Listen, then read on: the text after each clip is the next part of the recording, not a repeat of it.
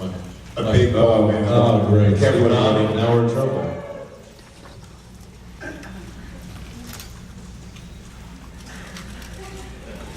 Wow, it's quiet. Who's the bald, creepy super fan talking to the guys right now? And where's security when you need them?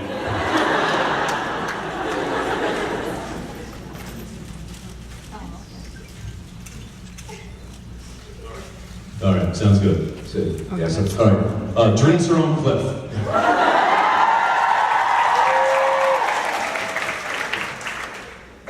Where are we? Over here. Hi. Hi guys, How are you? I am amazing. How are you? That's spectacular. I'm gonna step out really quickly and risk my life in front of all these fans and let you know that you have a huge contingent of fans that are really, really happy that you've stayed true to Kripke's idea of just brothers. You haven't seen the season premiere yet. Okay, I was gonna be serious, now it's not. Thank you. No, seriously, I really enjoyed the fact that you guys have established the fact that the show is above and beyond. Angels, demons, apocalypse, it doesn't matter. It comes down to two boys that have been through literally hell and back for each other, and family doesn't end in blood. So, very cool. Thank you for always portraying that for us. That is exactly what, in every writer's room in the beginning of the year, that we reiterate, that it's about the brothers. All stories start there, and whatever happens in a particular plot is how does that affect the brothers of your play. Cool, thank you. Even though there wasn't a lot of Paula, because I can understand that history. So ultimately, I wasn't expecting Mr. Singer on stage, but I guess this is cool because you can feed into this. But we know Misha's going to be directing an episode.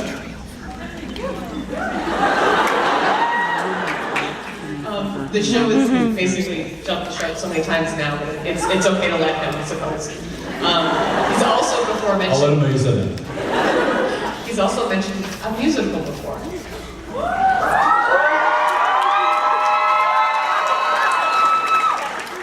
I'm not the only person that would die to see that. Would you guys be game? I know one of you can sing.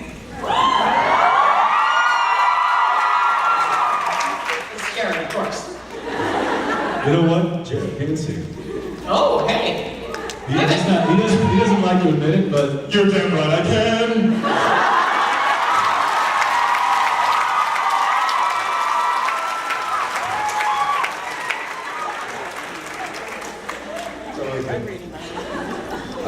That's an idea we've actually kicked around. Really?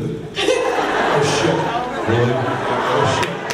When I say kicked it around, I'm Kicked it out the door. no, it's really hard to do. Really, really hard to do. We wouldn't. We certainly wouldn't want to do one that we felt was rushed, and that the music was rushed, and that somehow it didn't feel like a supernatural. And those are real hurdles. I guess it's an idea whose time hasn't come quite yet, but we talk about it. Okay. And again, congratulations on the babies. Thank you very much. Thank you very much. I have a question for each of you. Jensen, after Supernatural's over, are you interested in maybe exploring more directing gigs at all, or directing something? Absolutely. Yeah. There is a spin-off that's happening, and what a fantastic opportunity that would be.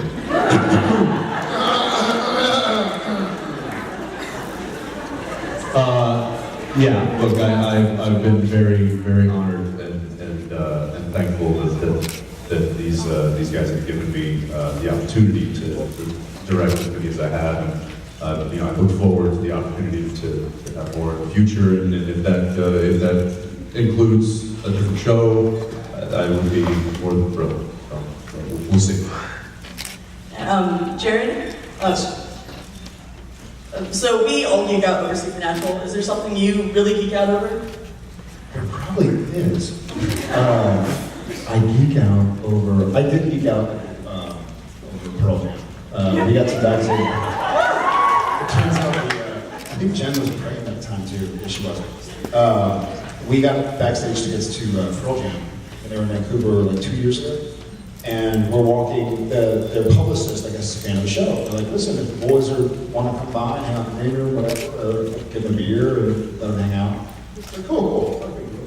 And then we walked in, and Stone Gossard was there. And all of a sudden, I could feel Jen kind of like, ow, you're hurting.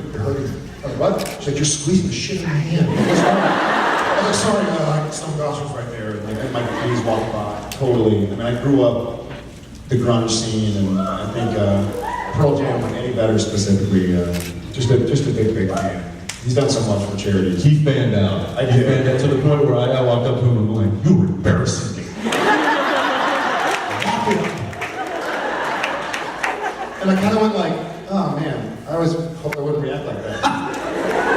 There was another moment with Sebastian. I didn't fangirl out over Sebastian, but there was just talking about, this is kind of fun. Talking about like, oh man, I always hope I wouldn't react like that. There was a part where Sebastian revolved This was the French mistake. The French mistake, where he's painting the window with the blood and the bowl, and I'm standing there, and the couch is like right there, and the bowl is there. He finishes painting the sigil and puts the bowl down, and the bowl is On the back of the couch. this far away from me. It's like over there, and the bowl starts kind of like tipping. Like he does this, and then he puts the bowl down, and he doesn't look at the bowl, and the scene's going, but I can see the bowl tipping, and instead of going like, just riding the bowl, I kind of go, The bowl falls, blood everywhere, all over the couch, and I'm standing behind him, and I look at him like, what was that? All he had to do was do this. And hold it, but no, he sees it go, it's going, it's like slow motion, and then it's beyond the point of, and he's like, ah! And I look at him like, why did you not catch that? And he's like, I don't know, I always hoped I wouldn't react like that.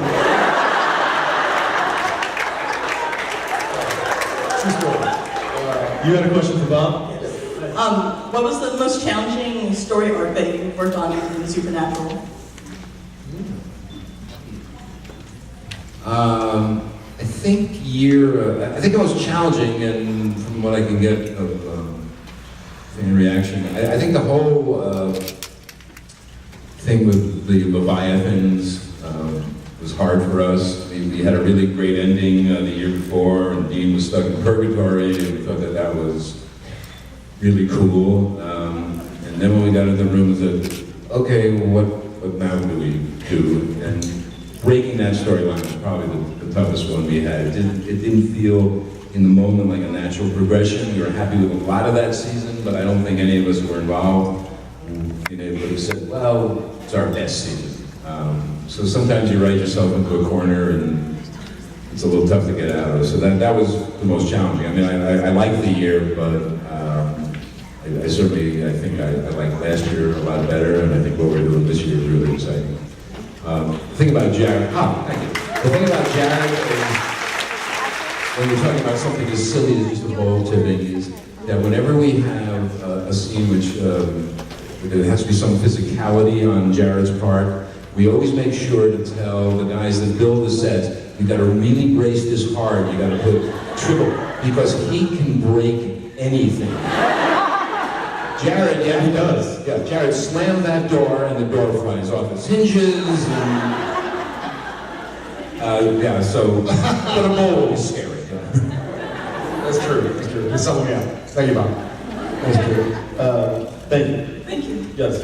Hello. I'm sort of looking for a future to go into acting. And I've heard around the internet or something or other places that Jensen in the past has been quite a shy actor. So I was just sort of wondering if you could give some advice or to tell me how he sort of got through that. I don't know that I was a shy actor. I think that for the longest time I was a quiet observant actor. I would get on set and I would just try to be a sponge and learn from the people who I thought could teach me stuff. And if that came across as me being kind of reserved, maybe it was me. This is one of those things where if I'm talking, then I'm not learning. So I'll just be quiet and I'll just kind of learn as much as I can. And you know, of course now I know everything, so I can shut up. But yeah, I think that definitely the first, you know, the first 5 to 10 years of being a professional actor, I was still learning a ton. And I think just shut up and learn is some advice that somebody gave me early on, and I took it. So, yeah. Thank you. Yeah. So me and my best friend were discussing, we see that every time you guys don't bring bones in the show, that Deep has the silver lighter, he throws it into the audience, and I'm just wondering, it always looks like it's the same one, so do you guys just have this Deep dig it out after or like, wouldn't it be more economical for him to just have lots of matches, and perhaps just have an unlimited supply of those lighters just in the back? Costco. We buy in bulk. Okay. No, actually, if you look at the last several years, the last several seasons, we have been using matchbooks. We take, it's two matchbooks, and I actually light the whole matchbook and throw it in there. Because we ran out of lids of those. No, I think we've had a few Zippos in the past, but we've stopped throwing them in because you're right.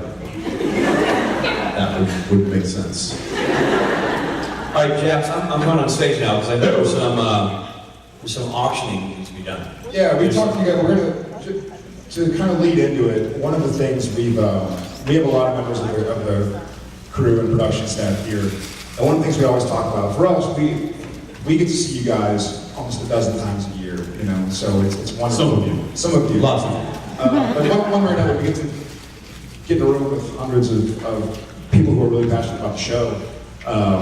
Many times a year, and we kind of explain that one of the most amazing things, I'll take that back, the most amazing thing is how you guys have been together, not only to be so supportive to the show, and to myself and Jensen as actors, and Richard and Rob and the bunch, and the producers and the writers, but also to causes that benefit people who aren't as lucky as we all are.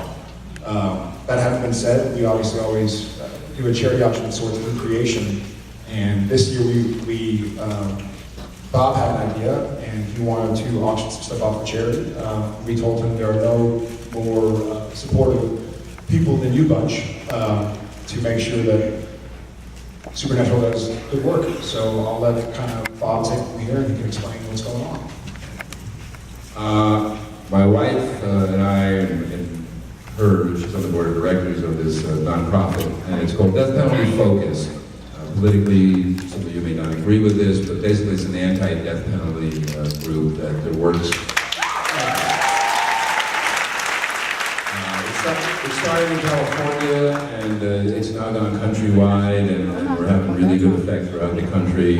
I won't bore you with all the statistics of how many inmates who were on death row have been exonerated through DNA evidence, but if you just sort of run the numbers, you got to figure, well, somebody got executed that didn't do the crime, and one death is too many. So that's the group that it's for. What we're auctioning off is this book. Every year, two of these, every year, Jerry Wanning, our production designer, makes this beautiful coffee table book as sort of a thank you gift to the actors and producers. It's really wonderful. It's not available anywhere. Yeah, it's gifts he makes for cast and crew and producers. It's not something that is available Online or in a store or anywhere. It's all really high-def pictures. I constantly look through mine. He's done them every season.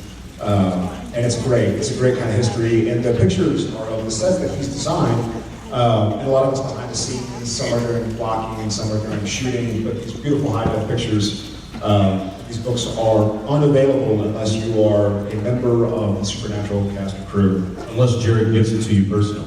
Okay, He gives it to you personally? Yeah, he walks into my trailer every year and says, here's last season's book, and it goes right on my coffee table, and it's I don't know that anybody else has these. So now we're going to auction these off. My question is, are you three on stage going to sign these things? Will these be Absolutely. We will sign and make them out to the 2 people who buy them. Great. We'll personalize each book to the person who buys it. Great. And the proceeds, all of the proceeds will be going to the death penalty to the organization that Bob is spearheading. All right, so I'm going to keep eyes on this side of the room. And there are 2 of these books, and so we're going to need 2 people to pay the high price. I mean, whoever's willing to pay. You can be our display girl.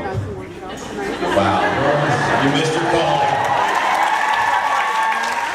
So Jensen, eyeballs on that side of the room. I got you, brother. On this side of the room. We're going to start that. What number, where do you guys want to start?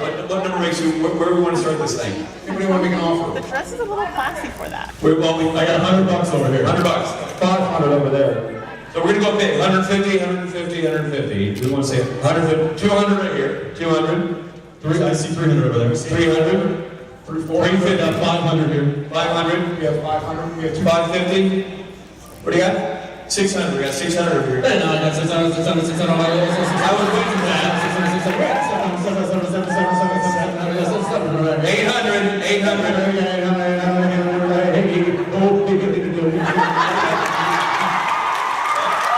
850. We got 850. 850.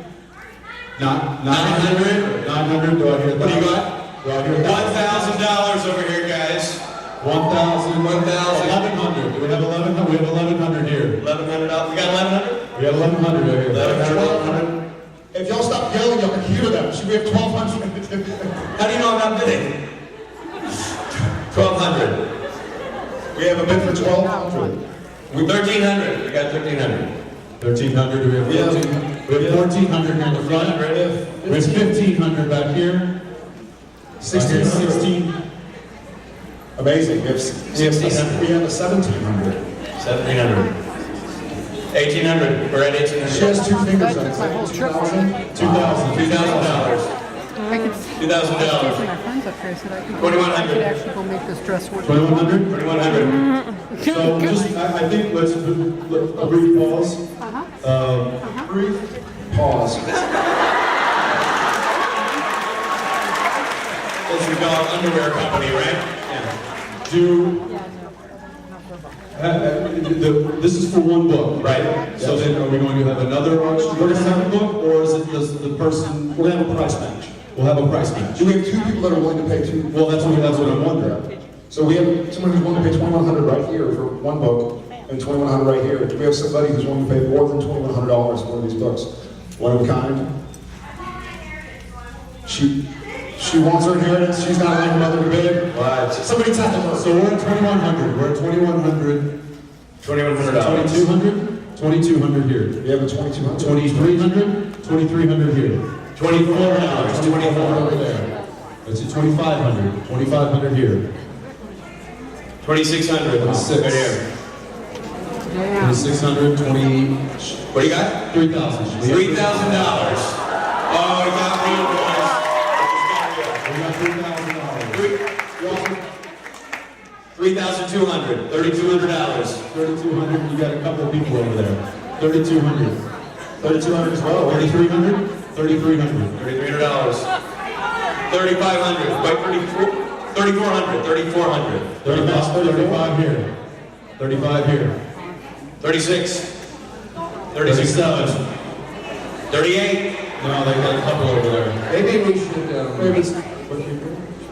because I get embarrassed. I'll tell you what, because you guys are just going crazy about each other. If you both want to go $4,000, we'll close it right now. $4,000. $4,000. Done. One $4,000 for you. One $4,000 for you. Done. Capping it.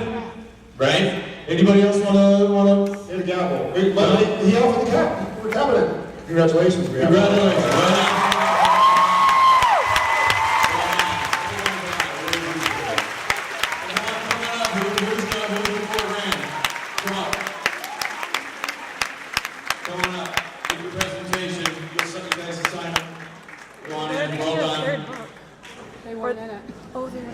Share the book. Yeah. Well done.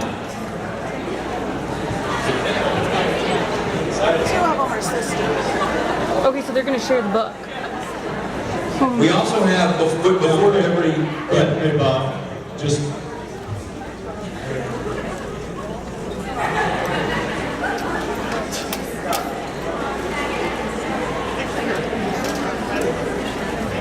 Listen, guys, I know that they got the books, the money that they are that they're paying for these books is going to go to this organization that Bob and his wife are involved in. I know some of you out there were clapping when Bob was talking about it. If you do want to donate, even if it's $1, is there a way that they can do that?